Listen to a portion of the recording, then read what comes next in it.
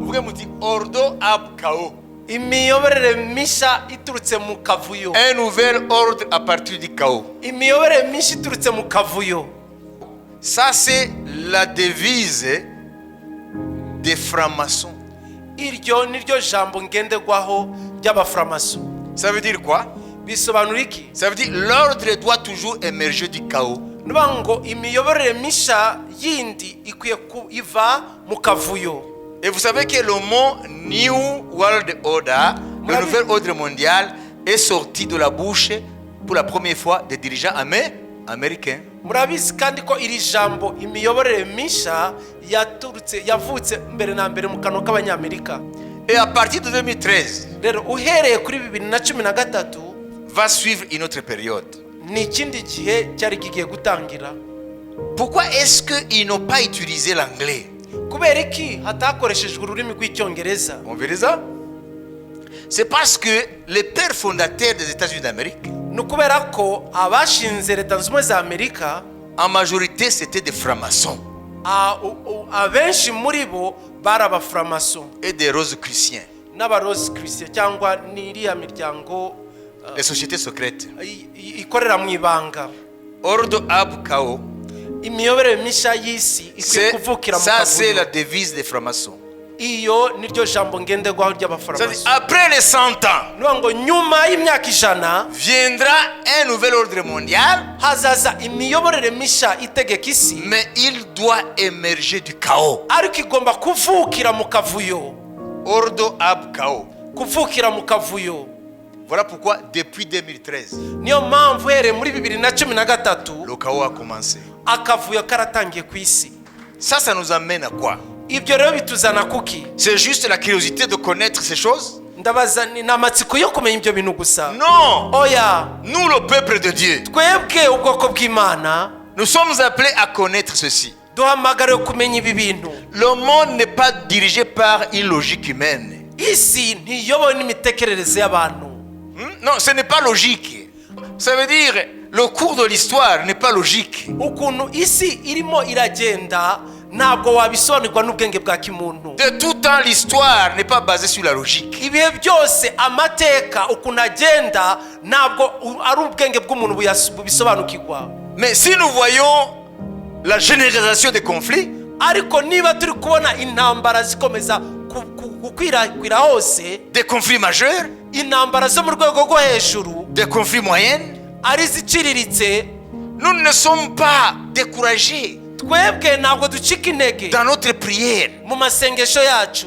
Parce que Dieu, à travers notre prière, kubera ko Imana binyuze mu masengesho yacu, il sauve des gens. irokora abantu. Il sauve des gens. irokora abantu. Alléluia. Amen. Au sein du chaos, muri ako kavuyo, Dieu étant sans main miséricordieuse, Imana irambura ukuboko kwayo elle kw'imbabazi, sauve les gens. ikarokora abantu. C'est notre moment Ni igihe cyacu d'assaillir le trône de Dieu, byo gusatira intebe y'Imana, de prier sans relâche, gusenga tudahagarara, lutter pour notre propre âme, tukarwanira ubugingo bwacu, prier pour nos familles, tugasengera imiryango yacu, prier pour l'église de Dieu tugasengera itorero ry'Imana en général, muri rusange, l'église universelle. itorero ku isi yose. Prier aussi pour les gens qui sont dans les ténèbres, qui ne savent pas d'où viennent les choses et où vont les choses. No gusengera nabo bantu bari mu mwijima batazi ibintu iyo biva niyo bijya. Sans nous décourager, Dufite kwihangana tudacika intege, en savant que le chaos a commencé, tuzi neza ko kavuyo katangiye, mais nous avons l'espérance de la parole de Dieu. ariko dufite ibyiringiro biva mu ijambo ry'Imana. Le nouvel ordre planétaire viendra de Jésus. ko imiyoborere misha y'isi izaturuka kuri Yesu. Mais ce nouvel ordre mondial, Ariko iyo miyoborere misha y'isi, la Bible l'appelle le millénium de paix de Jésus-Christ, Bibiliya irayita imyaka ingoma y'imyaka igihumbi ya Yesu Kristo, doit impérativement byanze bikunze igomba être précédé par le chaos. kubanzirizwa n'akavuyo. Maintenant, nous sortons de l'ordre américain. Ubu ngubu rero turiho turasohoka muri gahunda twari turimo iyoborwa n'abanyamerika, L'hégémonie américaine. ubutware cyangwa Amerika yari hatse ibindi bihugu. avec le symbolisme de la puissance du dollar ni kiriya kimenyetso cy'idolari comme monnaie de réserve mondiale. ari ryo faranga ryakoreshwa na banki z'isi. Vous comprenez? Alors maintenant, nous entrons dans le chaos. Ubu rero twinjiye mu kavuyo, mu bintu bidafite umurongo cyangwa ishusho. Et du chaos Rero muri ako kavuyo rero sortira un autre ordre mondial. hazahita havukamo ibindi bifite undi murongo. Et la Bible dit, Bibiliya ikavuga ngo ça ne sera plus un ordre humain. ntabwo zaba ari imiyoborere y'abantu, C'est l'ordre divin. zaba ari imiyoborere y'Imana. Acclamons le Seigneur Jésus. Dukomere amashyi Umwami Yesu.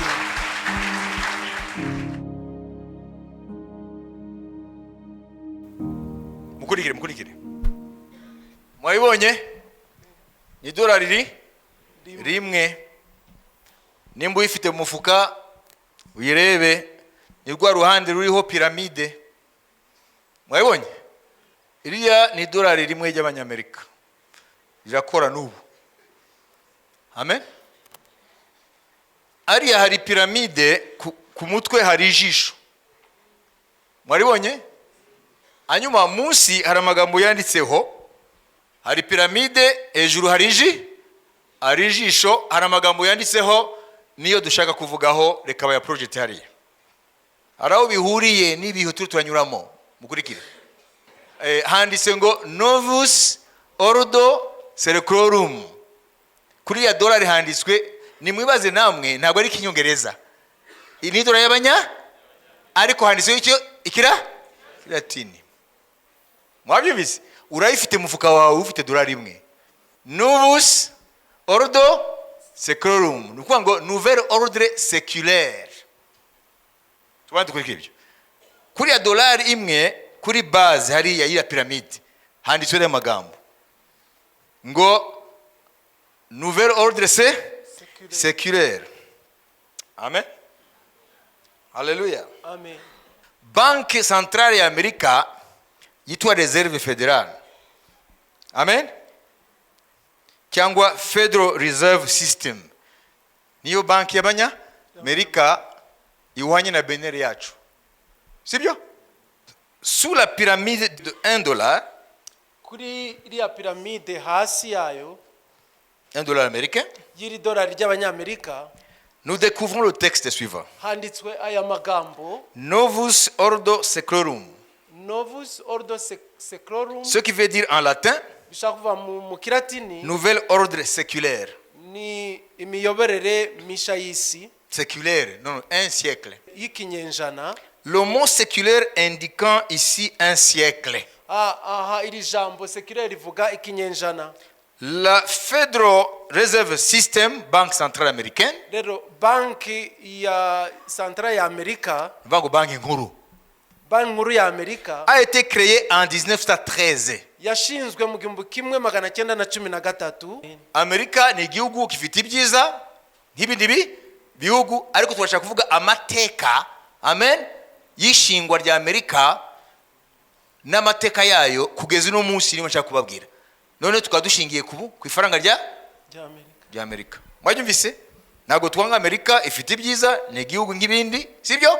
Ariko turavuga amateka afite ahuriye n'ijambo ry'Imana. Cyane ko ari la première puissance mondiale. Nicyo gihugu cy'igihangange cya mbere ku isi. Dans tout le 20e siècle, mu kinyejana cya 20 cyose, jusqu'aujourd'hui, kugeza na bugingo n'ubu, où on voit son déclin, turiho turareba ukugwa kwayo, où nous voyons l'émergence d'autres puissances. tukabona harimo guhaguruka ibindi bihangange. Tugarukire kuri amafaranga. Murankurikira? Amen. Donc la réserve fédérale a été créée en 1913. Rero banki nkuru ya Amerika yashinzwe mu 1913, tout comme le billet de $1. ni naho iryo faranga ry'idolari rimwe ryavutse. L'année 2013 rero mu mwaka wa 2013 devrait marquer la fin de ce siècle. Niho icyo kinyejana cyagombaga gusoreza.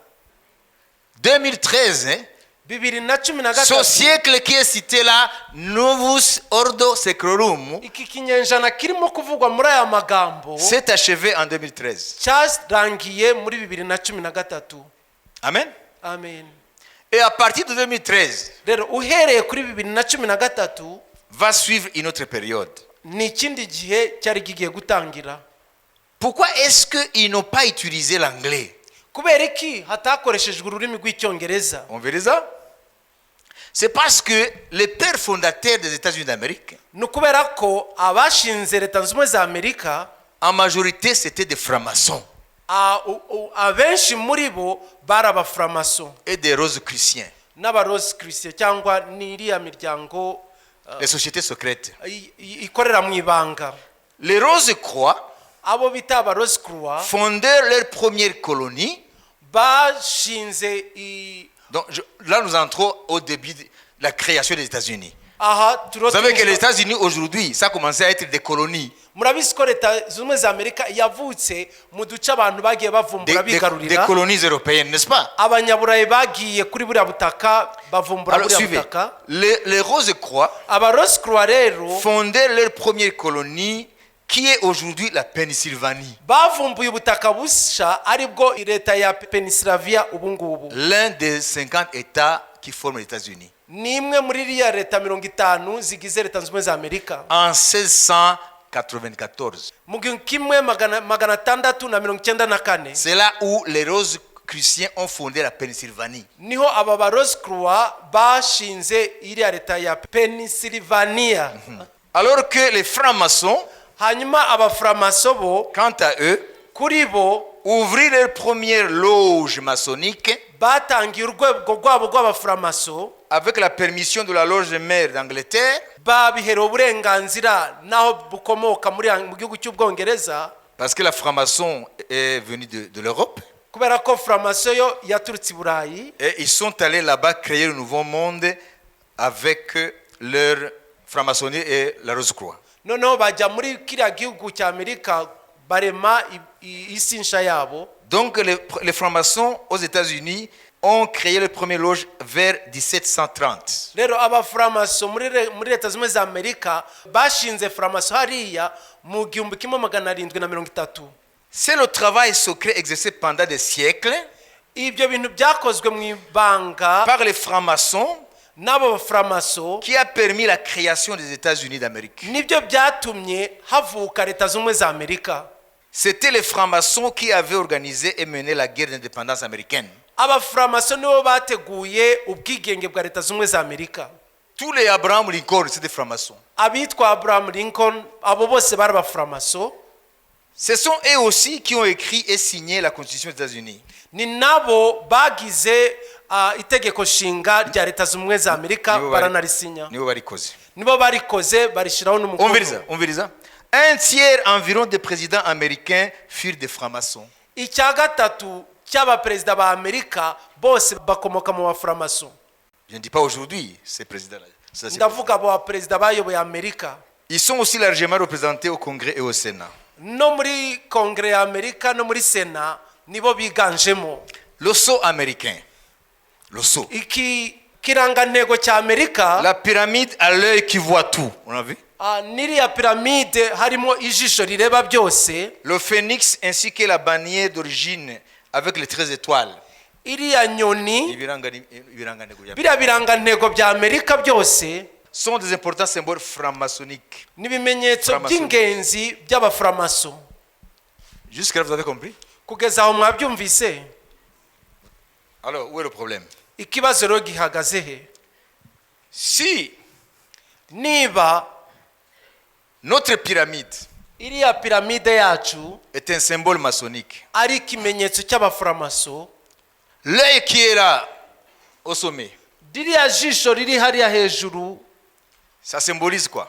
ryo rimenyekanisha iki? Ça symbolise que l'élite, rimenyekanisha ko bariya bari hejuru, eux, ils voient bo barareba où vont les choses. babona aho ibintu bigana.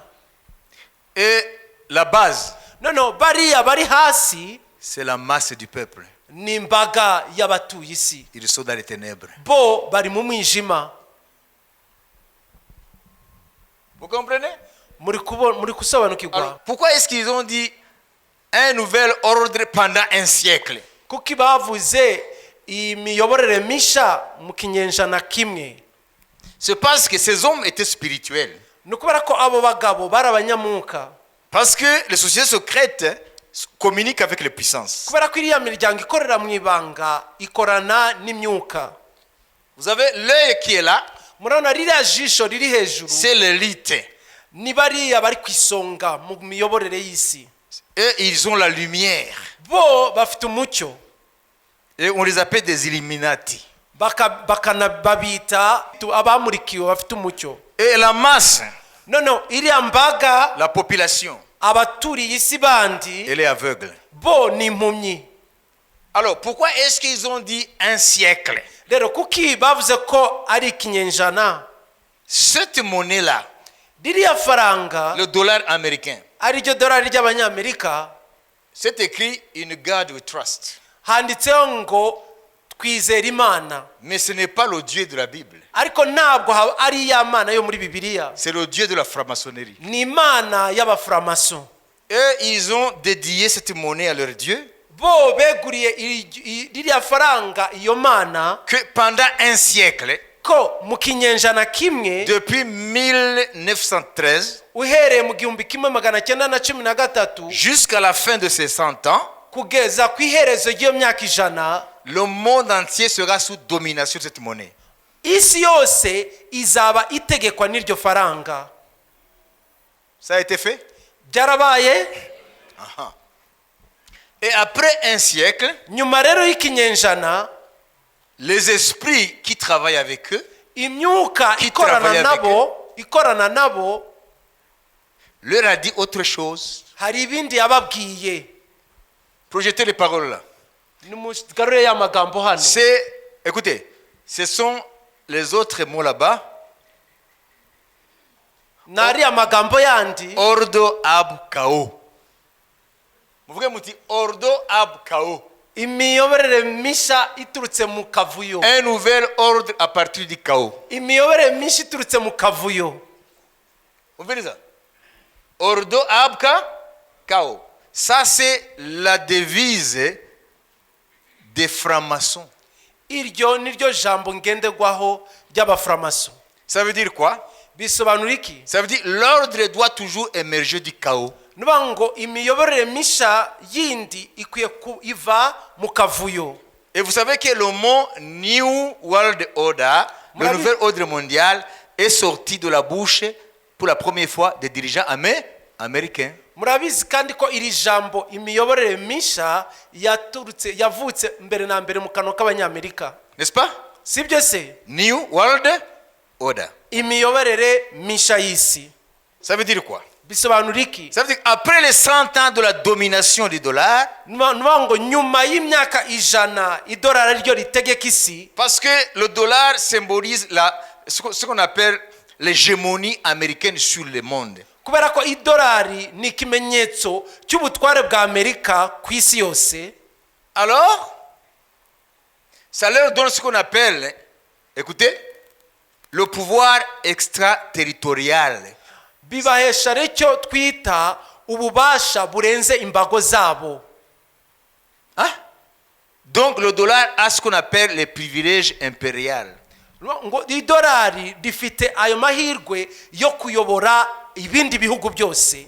Ça veut dire avec le dollar, ni dolari, les États-Unis contrôlent tout le commerce mondial. Abanyamerika bigarurira ubucuruzi bw'isi yose. S'ils veulent te pénaliser, bashatse gufatira ibyemezo, c'est par le dollar. Bakoresha iryo dolari. S'ils veulent faire casser l'économie d'un pays, bashatse kugusha hasi ubukungu bw'igihugu runaka, c'est le dollar. Idolari niryo bakoresha. Vous comprenez? Murabyumva? Alors, les 100 ans, c'est fini en 2013. Rero imyaka ijana uhere muri 2013 yamaze kurangira. Open your eyes. Mufungura amaso. Écoutez, l'ordre doit émerger du chaos. Rero imiyoborere misha y'isi ikwiye kuva mu kavuyo. Comprenez? Murabyumva? Vous comprenez? murabyumva Ordo ab chaos. imiyoborere misha y'isi ikwiye kuvukira mu Ça c'est la kavuyo. devise des francs-maçons. Iyo niryo jambo ngenderwaho ry'abafaramaso. Après les 100 ans, Niyo ngo nyuma y'imyaka 100 viendra un nouvel ordre mondial, hazaza imiyoborere misha itegeka isi, mais il doit émerger du chaos. ariko igomba kuvukira mu kavuyo. Ordo ab chaos. Kuvukira mu kavuyo. Voilà pourquoi depuis 2013, Niyo mpamvu here muri 2013 le chaos a commencé. akavuyo karatangiye ku isi. Qui a compris? Ninde wabisobanukiwe? Nous sommes en phase d'un chaos généralisé dans le monde. Amaso yacu arabona akavuyo muri rusange ku isi yose. Parce que Kubera ko Ordo iri jambo ab chaos. ko imiyoborere misha itegeka isi igomba kuvukira mu kavuyo. Parce que la période d'un siècle, c'est terminé. Kubera ko cya gihe cy'imyaka 100 cyamaze kurangira. Qui est écrit sur le $1. Cyanditswe kuri iriya dolari. Et aujourd'hui, nous voyons l'émergence des BRICS. Ubu rero turabona icyitwa BRICS. Ça veut dire, BRICS, Iyo BRICS ni ukuvuga ce sont des pays aujourd'hui qui se coalisent ni ibihugu byishize hamwe muri kino gihe pour lutter contre l'hégémonie américaine. kugira ngo bihangane na Amerika ihatse ibihugu. Brésil. Hari igihugu B iriya muri BRICS. B nuva igihugu cya Brazil. R, Russie. Nono R kavuga Uburusiya. Et I, c'est quoi? I niki? Inde. Ubuhindi. C, c'est Chine. C ni igihugu cy'Ubushinwa. S, c'est Afrique du Sud. Hanyuma S kaba igihugu cya Afrika y'Epfo. Et d'autres pays se joignent à ces pays-là. Kandi ibindi bihugu biro biriyunga kuri ibyo bihugu. Maintenant, ils contestent l'hégémonie du dollar aujourd'hui. Ubu rero bahanganye n'ubutware bw'idolari uyu munsi. Ils veulent un nouvel ordre mondial qui n'est plus dominé par le dollar américain. Barashaka indi miyoborere iyobora isi itagitegekwa n'idolari uyu munsi. Parce que l'autre là, hein, projette les mots là qui sont sur le $1. Vous voyez, Novus, Ordo, Seclorum, c'est terminé avec 2013. byarangiranye n'umwaka wa 2013. Et aujourd'hui, nous voyons que le dollar commence à rencontrer des problèmes. Uyu munsi rero turi kubona idolari byatangiye guhura n'ibibazo. Ces esprits-là savaient. Iriya myuka rero yari ibizi. Donc aujourd'hui, si vous voyez le chaos, Ubu rero niba murabona akavuyo mu isi, des guerres partout, mukabona intambara ahantu hose, des problèmes sociaux, ibibazo mu mibanire y'abantu, économiques, ubukungu, des famines, inzara, amapfa, des épidémies, des pandémies, ibyorezo, c'est parce que maintenant, Novus Ordo Seclorum fait place maintenant à Ordo ab chaos. ni ukubera ko kiriya kinyenjana cyarangiye, noneho ubu hagomba kuza akavuyo. Alors vous allez vous demander, mais où est Dieu dans tout ça? Rero murabaza Imana irihe muri ibi bintu byose? Satan connaît les prophéties. Satani azi ubuhanuzi. Il connaît Matthieu 1:15. Arazi Matayo 1:15. Les signes que Jésus a donnés, Ibimenyetso Yesu yatanze qui montreront qu'il est à la porte. bizagaragaza ko ari ku rugi. Si tu le résumes, Ubibumbiye hamwe égale chaos. byose bigaragaza akavuyo. Avant que je revienne, Umwami aravuga ngo imbere y'uko ngaruka vous entendez parler de guerre muzumva amakuru y'intambara et de bruit de guerre, n'impuha z'intambara, des famines amapfa dans diverses places, ahantu hatandukanye, divers endroits, mu duce dutandukanye, des pandémies ibyorezo et des tremblements de terre. n'ibishitsi. Gardez-vous d'en être troublés, Mwirinde guhagarara umutima, parce que cela doit arriver. kuko ibyo ni ngombwa ngo bibe. Écoutez-moi. Mumurikire. Guerre. Intambara. C'est Matthieu 24. Ni Matayo 24. Chapitre 24, verset 1 jusqu'au verset, prenons jusqu'au verset 8 par exemple. Igice cya 24 Matayo umurongo wa mbere kugeza tufata urugero ku 8. Vous entendez parler de guerre. Muzumva amakuru y'intambara. Lorsque les guerres se généralisent, Iyo intambara zibaye mu buryo rusange, ça crée quoi? bibyara iki? Du chaos. Bibyara akavuyo. N'est-ce pas? siko biri, N'est-ce pas? siko biri, Tout est cassé. byose birasenywa. Tout ce qui a été acquis, appris des forts des générations est détruit, comme l'Ukraine. Ibintu byose byubatswe byagezweho mu rungano mu bihe bitandukanye byose birasenyuka nko muri Ukraine. L'Ukraine a été construite par des générations millénaires. Ukraine yubatswe n'urunganwe rusimburana urundi ku binyagihumbi. Mais aujourd'hui c'est du chaos. Ariko uyu munsi nakavuyo. Des bruits de guerre. Impuha z'intambara. Lorsqu'il y a des bruits de guerre, iyo hari impuha z'intambara, ça freine l'investissement. Bihagarika gushora imari. Vous comprenez? Murabyumva? Troisièmement, icya gatatu, lorsqu'il y a des tremblements de terre, iyo hari ibishitsi, tout un pays est détruit. ibihugu birasenyuka. Turquie, Urugero Turkiya, Syrie. igihugu cya Syria. Après, le Japon a été frappé. Nyuma Ubuyapani nabwo bwagezweho. Vous comprenez? Murabyumva? Ça crée du chaos. Bibyara akavuyo.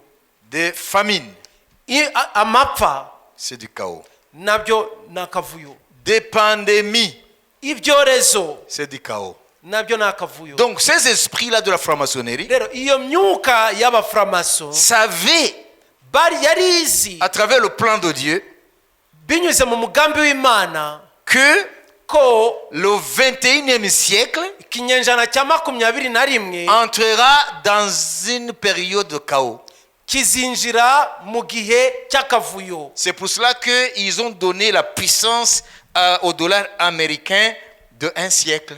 Niyo mpamvu zatanze ubushobozi ku idolari ry'abanyamerika bumara ikinyejana kimwe. Parce que ce ne sont pas les démons qui dirigent l'histoire. Kuko ntabwo ari amadayimoni ayobora amateka y'isi. C'est Dieu qui dirige l'histoire. Imana niyo iyobora amateka y'isi.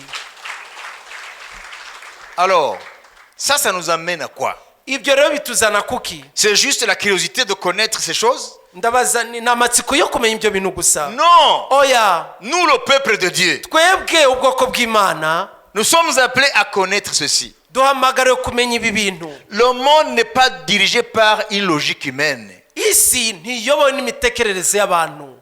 Non, ce n'est pas logique. Ça veut dire, le cours de l'histoire n'est pas logique. Ukuntu isi irimo iragenda ntabwo wabisobanurwa n'ubwenge bwa kimuntu. De tout temps, l'histoire n'est pas basée sur la logique. Ibihe byose amateka ukuntu agenda ntabwo ari ubwenge bw'umuntu bubisobanukirwa. Non, c'est pas logique. Ça veut dire que il y a des forces spirituelles qui sont derrière la marche de l'histoire. Hari imbaraga z'umwuka ziri inyuma y'ukuntu amateka agenda y'isi. Mais la masse, comme les francs-maçons le disaient, la masse est là. Ariko iriya mbaga nk'uko abafaramasyo bivuga, vous et moi, nous sommes la masse. mwebwe nanjye turi iriya mbaga yo hasi. Et les Illuminati sont là. Noneho babandi bareba bari hejuru. Et ils savent où vont les choses. Bo baraza aho ibintu bigana. Parce que dans leur séance de ce qu'on appelle les rites maçonniques, ils communiquent avec ce qu'ils appellent le grand architecte de l'univers. Kubera ko muri rya banga ryabo aho bakora ya mihango yabo, Ils ont des cultes, entre guillemets, bafite amateraniro yabo yo mu mwuka à travers les loges. muri ayo matsinda yabo aho bavugana ngo n'umuhanzi La w'isi. communauté maçonnique est divisée en 33 degrés. Umuryango w'abaframaso ugabanijemo ibyiciro 33. Et puis il y a des loges aussi. Noneho hari ibyumba byabo. Et il y a les maîtres des loges. Rero hakaba abametre cyangwa abatware b'ibyo byumba. Ce sont les maîtres qui dirigent leur culte. Abo rero nibo bayobora amateraniro yabo. Alors dans cette séance-là, Rero muri ayo materaniro yabo ils font aussi une prière. Ils disent, nous t'invoquons, bavuga ngo turakwambaza grand architecte de l'univers. we muhanzi uruta abandi w'isanzure. Grand architecte de l'univers. Vous savez, celui qui est l'architecte, quoi. Niwe yubatse isanzure. Est-ce que c'est l'éternel? Non! Uwiteka oya. Ce n'est pas notre Dieu. Ntabwo ariyo mana yacu. Alors il les a révélé ce qui se passera. Rero yabahishuriye ibizaba. Et voilà, nous voyons maintenant la réalité, n'est-ce pas? Rero turibonera ubu ukuri kwabyo, sibyo? Qui a $1 ici? Ninde ufite idolari hano? Aya mafaranga aracyakora? Mwabonye ya piramide simubibona? Aya magambo ari hariya. Novus Ordo Seclorum. ngo in God we trust. Ako ni God wabande? Wow. Kandi bayihaye imyaka ijana. 2013 imyaka ijana yararangiye kuko yashizwe muri 1913. None nyuma ya 2013 ipower yi iragira gute? Itangirwa contester. Hanyuma isi ihagaze gute? Muri kawo. None dukora iki twebwe? C'est ça en fait. Merci beaucoup. Nago mvuga ngo amafaranga muyange aya ari neutre nta bubi bwayo kandi Amerika nago tuyanga ifite ibyiza nk'ibi nibigo byose tuyo turavuga amateka ya kiriya gihugu Imana yahaye kubigiha igihangange kumara imyaka ijana. None maintenant tirons notre conclusion. Noneho reka tugere ku ndunduro yacu. Dieu est en train de parler à l'église. Imana iravugana n'itorero. En regardant tout ça, mu kubona ibi bintu byose, en attendant tout ça, ukumva ibi bintu byose, en comprenant tout ça, ugasobanukirwa ibi bintu byose, ça s'appelle un mystère. Ibi byitwa ubwiru. Parce que eux savaient que c'est le sommet qui saura, la base ne le saura jamais. Bo bari bazi ko bari ku isonga aribo bazabimenya bonyene, ariko abo hasi ntacyo bazigera bamenya.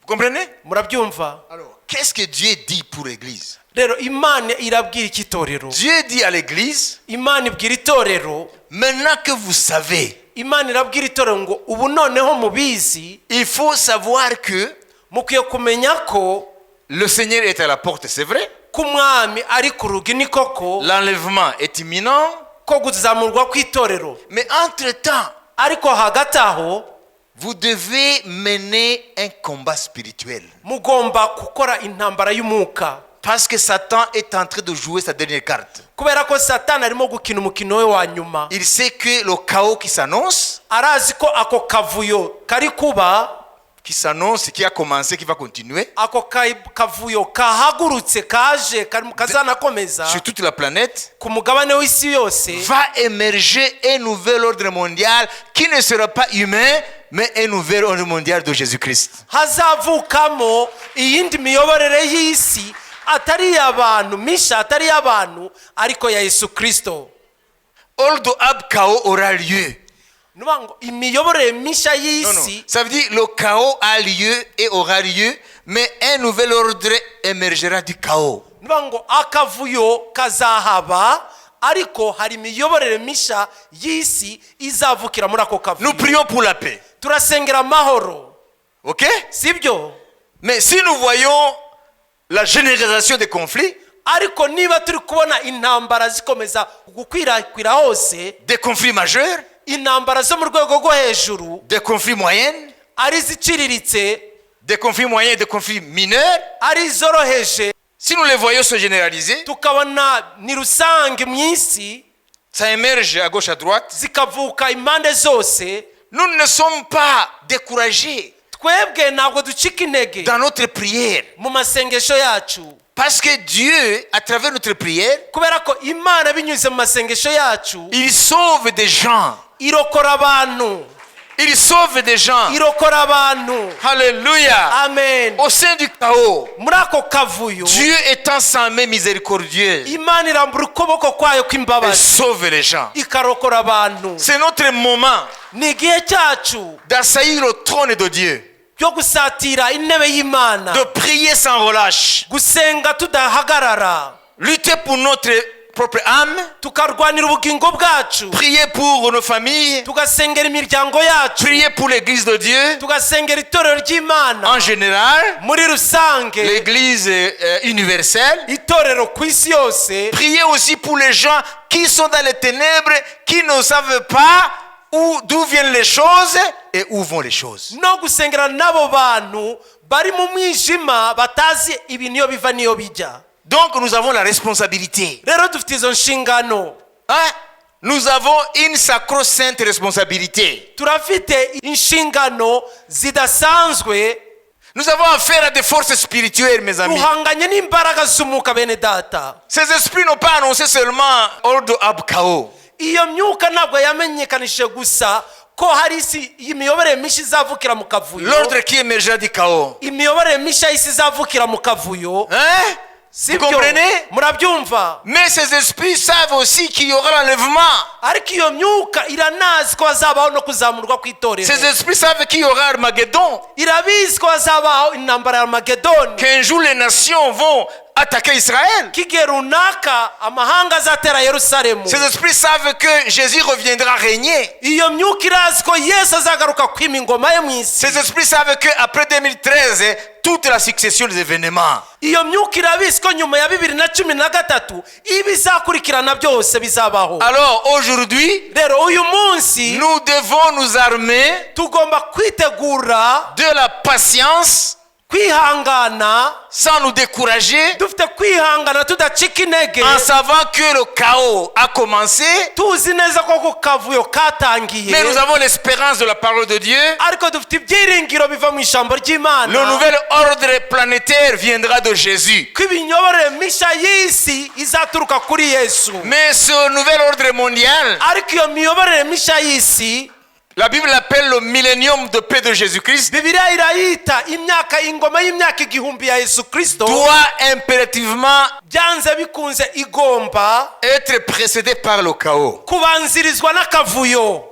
Alors, je vais aller vite. Reka nihute. Ces francs-maçons, Abaframason avec leur connaissance n'ubwo bwenge bwabo cyangwa qui kumenya émane du monde spirituel, buturuka mu isi y'umwuka, ils savent que l'univers est sorti du chaos. barazi neza ko isanzure yavuye mu kavuyo.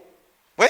Genèse 1, 2. Itangiriro rimwe kabiri. La terre était informe et vide. Isi yari nta shusho ifite kandi iri mu Et busa. Dieu dit Imana iravuga ngo que la lumière soit, umucyo ubeho, et la lumière fut. umucyo ubaho. Alors ils disent que Baravuga rero c'est ko ce même principe, iryo hame nyene, l'ordre qui vient du chaos, ibintu biba mu murongo mushya bivuye mu kavuyo, qui régit l'histoire.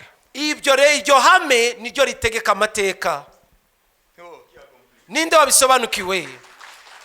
Donc ils savent que le principe qui est dans Genèse, on va lire vite. Barazi ko iri hame riri mu itangiro rishya. Genèse chapitre 1er, verset 1 jusqu'au verset 2. Lisons. 3, jusqu'au verset 3. Au commencement, Dieu créa les cieux et la terre. La terre était informe et vide. Mouti, c'était du chaos. Chaos. Écoutez, quand Moïse a écrit ce texte sous la dictée de Dieu, les 40 jours qu'il a passé avec Dieu sur la montagne, c'est là où Dieu lui a dit tout ce qu'il a écrit dans le livre là de la loi. Autrement, il ne peut pas connaître l'origine de l'univers. Alors, il a écrit en hébreu. Là où il a dit la terre était informe et vide, en hébreu, Moïse a écrit la terre était toibohu.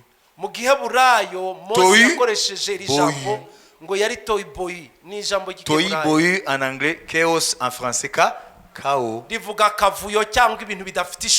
Alors Dieu a fait venir du chaos un ordre. Parce que cosmos en grec veut dire ordre.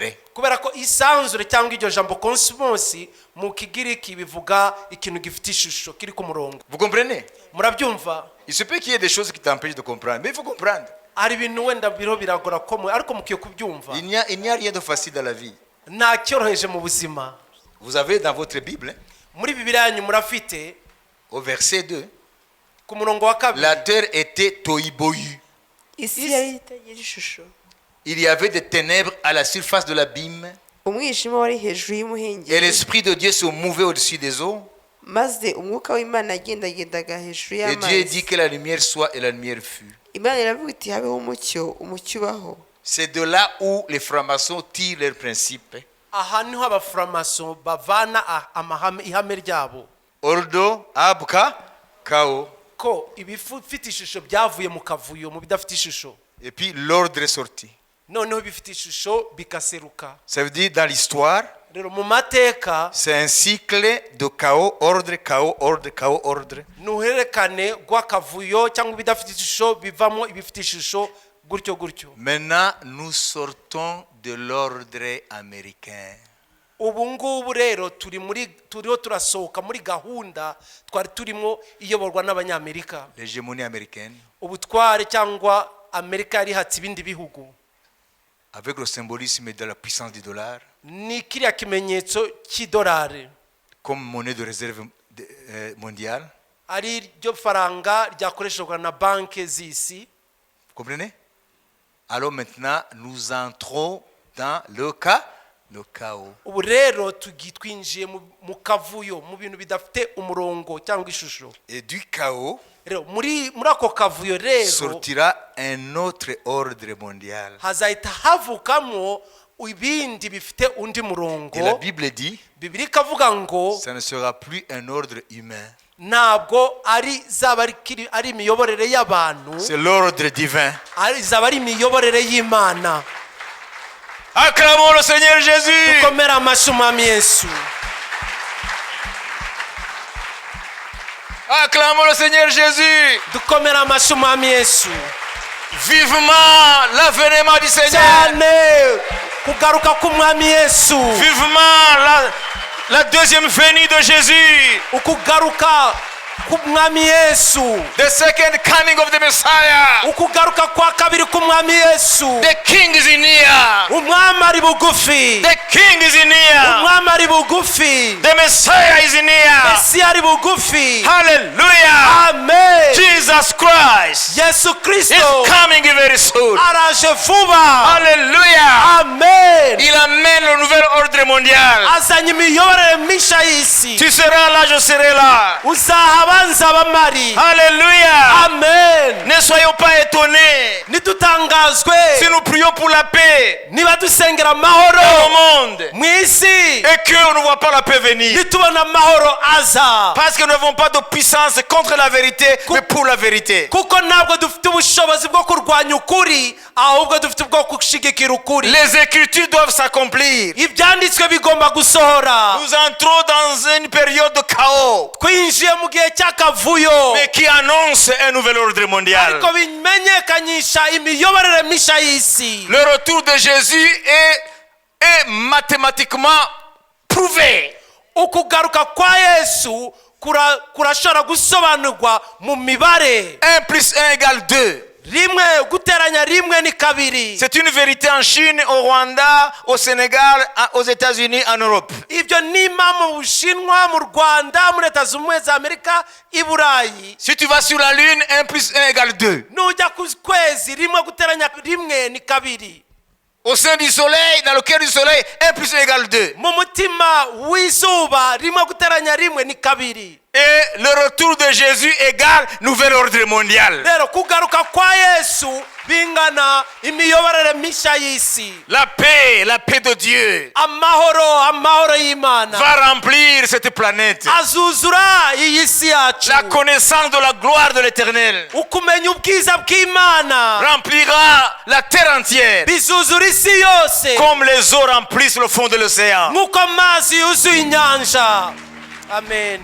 Nous aspirons à cet ordre mondial. Turifuza uwo muzo w'imiyoborere misha w'isi. Nous aspirons à l'avènement du royaume de Dieu. Turifuza uko kuza k'ubwami bw'Imana. Alléluia. Amen. Même si tu meurs aujourd'hui, Nubwo wapfa uyu munsi, avant que cet ordre mondial de Jésus arrive, mbere y'uko iyo miyoborere misha ya Yesu Kristo iza, heureux les morts qui meurent en Christ. hahirwa abapfa bapfira muri Kristo. L'Esprit dit oui, Umwuka akavuga ngo yego, car Car kubera ko ils se reposent de leur travail bahuruhutse imirimo yabo et leurs œuvres les accompagnent. kandi imirimo yabo irabaherekeza. Que tu sois vivant waba uri muzima à l'émergence de ce nouvel ordre mondial, mu gihe iyo miyoborere mishya izaza, ou que tu meurs avant, waba warapfuye il n'y mbere, a pas de différence. nta tandukaniro. Parce que quand le nouvel ordre mondial de Jésus va émerger, kubera ko iyo miyoborere mishya Yesu Kristo izaza, du chaos que Satan a créé et continue à créer, ivutse mu kavuyo Satani yashizeho kandi akomeza gushiraho, tu seras debout uzaba uhagaze et tu vas participer kandi uzagira uruhare à ce nouvel ordre mondial. muri iyo miyoborere mishya À Jésus izayobora la isi. gloire, à Jésus la gloire, Yesu Kristo icyubahiro kimugarukire. à Jésus la gloire. Yesu Kristo icyubahiro kimugarukire. Alléluia, Amen. alléluia. Amen. C'est ça Nibyo que l'Église doit connaître, pour ne pas dire savoir. ibyo nibyo itorero rikwiye kumenya. En connaissant ça, Mu gusobanukirwa ibyo bintu nous prions turasenga, avec foi. tugasenga no kwizera, Nous touchons les objectifs. tugatumbira intego, Parce que l'histoire nous prouve ce que la Bible a prédit. kubera ko amateka ari kuduhamiriza ibyo Bibiliya yavuze. Alléluia. Amen. Tu es un combattant du royaume de Dieu. uri umurwanyi w'ubwami bw'Imana. Dieu compte sur toi. Imana ihagaze kuri wowe. Compte sur toi. Imana yiteze kuri wowe, hari icyo gutezeho. Dieu attend tes prières. Imana yiteze amasengesho yawe. Il ne faut pas être un chrétien non instruit par rapport aux choses du royaume. Ntabwo ukwiye kuba umukristo adasobanukiwe iby'ubwami, En regardant seulement ta propre vie. wirebera ubuzima bwawe gusa. Tes prières Amasengesho yawe sont redoutables ateye ubwoba dans le monde spirituel. n'isi y'umwuka. Alléluia. Amen. Il faut user de ce privilège ukwiye gukoresha ayo mahirwe de pouvoir toucher le trône yo kwegera intebe au y'Imana nom de Jésus. mu izina rya Yesu. Dieu a besoin aujourd'hui de milliers de combattants qui assaillent son trône avec des prières. Imana ikeneye iki gihe miliyari n'imiliyari z'abantu basatira intebe yayo. S'il y a un moment où le peuple de Dieu a été exhorté de prier, niba harabayeho igihe ubwoko bw'Imana bahamagariwe s'il y a des gusenga, moments où Dieu s'est attendu à la prière de son peuple, niba harabayeho igihe Imana yiteze ko ubwoko bwayo busenga, le moment présent. ni iki gihe turimo. C'est le moment présent. Ni igihe cya none. C'est le moment présent. Ni igihe cya none. Ces esprits nous combattent Iyo myuka iraturwanya parce qu'ils ont annoncé ce que nous vivons. kuko yamenyekanishije ibyo turiho turabamo muri kino Et ça gihe. confirme la Bible. kandi bihamiriza Bibiliya. Jésus a prédit le chaos avant son retour. Yesu yahanuye akavuyo kazaba gahari mbere y'uko agaruka, Et la franc-maçonnerie le savait. kandi abafuramaso bari babizi, Mais pas de la part de Jésus, ariko bo ntabwo babikomora kuri Yesu, mais de la part de leurs entités, de leurs maîtres. ariko bo babikomora ku batware babo b'umwuka. Alors aujourd'hui, Rero uyu munsi nous devons prier tugomba gusenga comme on l'a jamais fait. kurenza uko twigeze kubikora. Priez pour toi-même. Sengera ubwawe, Priez pour ta maison. ugasengera umuryango wawe, Priez pour l'église de Dieu. ugasengera itorero ry'Imana, Priez pour les nations. ugasengera amahanga, Pour que Dieu triomphe. kugira ngo Imana ineshe, Et que l'ordre de Dieu s'installe. hanyuma imiyoborere mishya y'Imana ize. Alléluia. Amen. Alléluia. Amen. Des chrétiens matures Abakristo bakuze mu mwuka ne prient pas seulement pour les problèmes. ntabwo basengera ibibazo byabo gusa, Ils sont des agents du royaume. ni abagaragu b'ubwami. Ils savent qu'ils combattent pour le royaume. barabizi ko bariho bararwanirisha ku Le bwami, royaume de Jésus, c'est une réalité. ku bwami bwa Yesu Kristo ari impamo. Jésus régnera sur terre. Yesu azategeka kuri iyi si, Il reviendra physiquement. azagaruka mu buryo Il bugaragara, régnera sur terre. azima ingoma ye muri iyi À si. partir de Jérusalem, uhereye i Yerusalemu, son ordre va triompher. imiyoborere ye izanesha. C'est une réalité. uko ni ukuri, Mais nous avons un travail à faire. ariko dufite umurimo duhamagariwe gukora. Préparons ces moments dans la prière. dutegurire ibyo bihe mu masengesho, Et Dieu va nous donner la victoire hanyuma Imana izaduha intsinzi sur nos propres problèmes, ku bibazo byacu bwite, sur nos propres épreuves, ku bigeragezo byacu bwite, pour que nous ne puissions pas nous décourager kugira ngo twe gucika intege par ce qui se passe. n'ibiriho biraba ku isi. Et je vais terminer en vous disant, d'après ce que nous venons de voir, ce ne sont pas des jours meilleurs qui s'annoncent avant le retour de Jésus.